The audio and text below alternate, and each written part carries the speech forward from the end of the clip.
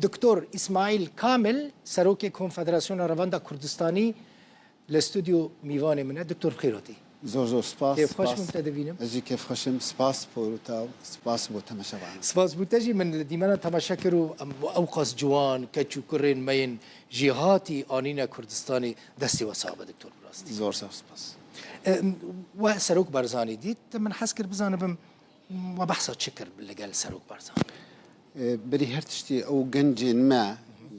هنا كشوان كردستان نديت بو بيش. جارة كمينتين.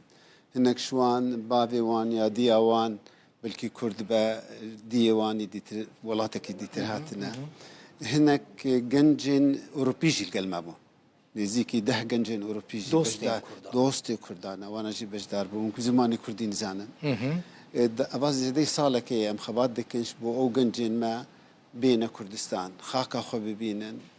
سروكي خو ببينن ملتي خو ببينن شبرقل لك جارا تشتهاتي قوتن كنتجي خدايا كردستان قال لك الباش مايا كردستان زامتشيا جهاتنا وان براستي قل لك يقرين بو يعني هناك شوان دقريان وقت جناب سروك ديتن وقت هاتم كردستاني أم القلوانا تشون برلمانا كردستان تشون برلماني روجا كيمان ديتن تشقسي أو برلمانتري مچلو کار دکنو پشتیوش خو جناب سروک جی مدا خواست کرد بود الگرسر دا خوازاوان که بجدار ببم و بالیکاریا روندا کردستانیه وکو کنفدراسیون روندا کردستانیه پیرابونا شبر فدراسیونک ما هي بنابه فدراسیونا گنجن کردستانی الدياسبورا يتلقلك ولاتا وانا بجدارن بيتر ولات ألمانيا بو بلجيكا بو هولندا بو شحال ولات دي أوروبي تكا جي باش تعرفوا هنا في بروجين فيرانجي بردوام بكن دما بيش دكتور بلي ام في بروجي هر بردوام بن سرويش برجلكي جرينجا وكونفدراسيون رافندا كردستاني شروجا كيدا لسر بيشنيار ودا خوازا سروك برزاني كي اما بيويست ام جه بدن بجنجين خوا جنجي ميلوان ولات أوروبي دجين بيش روجا ميا برفيكي جلكي جرينجن جنجين ما قريدانا كوان بولاتي وان رهبا أولات جي إيرورو كردستان هريما كردستاني مهفيدارن هريمك بدو هريم جديد راستا من بلان كربو تماشواني نيجا من براستي بلان كربو كو از ديبيتا كمزن لقلوان جينجان شي بكم لي وأوقس برنامجك يعني ونفس ندبو وان كل نفس خو بكشينن من مجال نديت مجال وان تنبو براستي ما نكربام شي بكم بلكي جارا وارد شي كرن دكتور وبحث روجافي كردستاني كر لقال سروك برزاني ما بحث هر چار پرچه كردستاني كر جناب سروك جي إشارت بويا كر ك رنگ در فتاق كردستان هي نهلن كان يعني نبك بارتين كردستاني نزي كيف دو ببنيان جي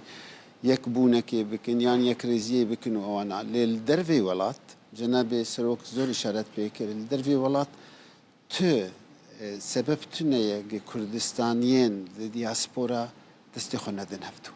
براستيش برفيه كي إشارة بنوروزا كونكر كهم بشكرتي بوش بوروج أفاي كردستان لهروها جيج أم بدون خياني كرين نا بناكو كين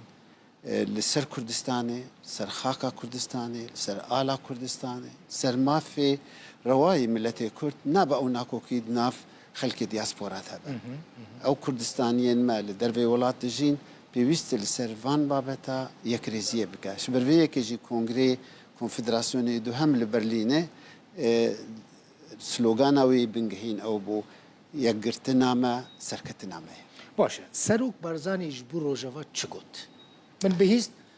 البحثة مظلوم عبدي فرمانداري گشتي هسده جان بله سروك برزاني إشارت بويا كرش بو بجداران قل فرمانداري گشتي مظلوم عبدي جوينك كريا هروها جي إشارت بويا كر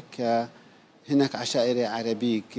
بري مدتك وقتا قوتنا من فيرك عام دكنو هيريشي كرداتي كان جناب سروك إشارت بكر قط أمرينادن عشيرين عربا وبيام جي شوان رهات يشاندن جه هجر بيوني ريشي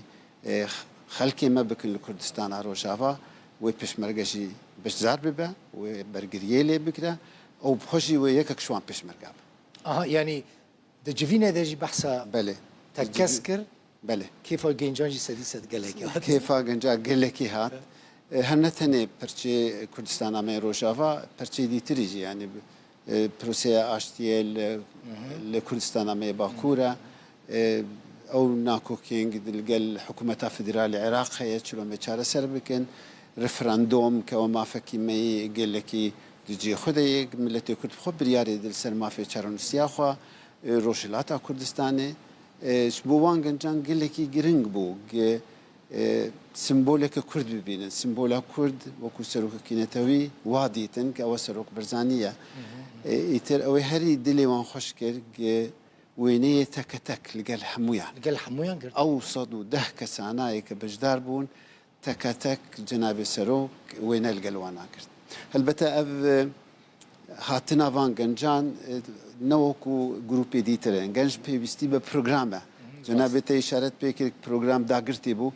برویه که بری بین ویدا همو پروگرامی خو آماده کربون 10-12 کردن یزیدی نواندنه ایرو چون لالشه برویه که او پروگرامی وان داگرتی بو لگل کی بکیفن بری هر تشتی خاکا کردستان گلکاشوان نفجاره که دبینه سروک نتوی دیتن گلکی ریز و بحرمت و آوا دور قال لك شواناجي تو نقلها هوليري تشون برلمان ديتن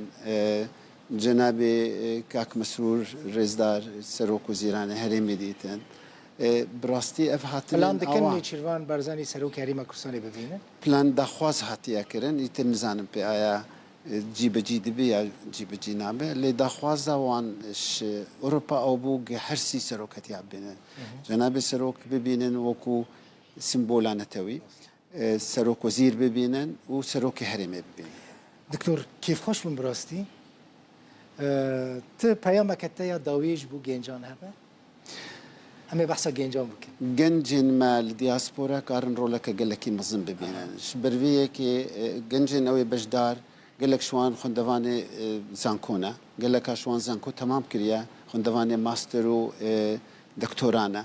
شبرويه كي شبوم كاربن لوبيه كي بهيس پیدا بكن لاوروبا يكريزيد ناف كردستانيان دا پیدا بكن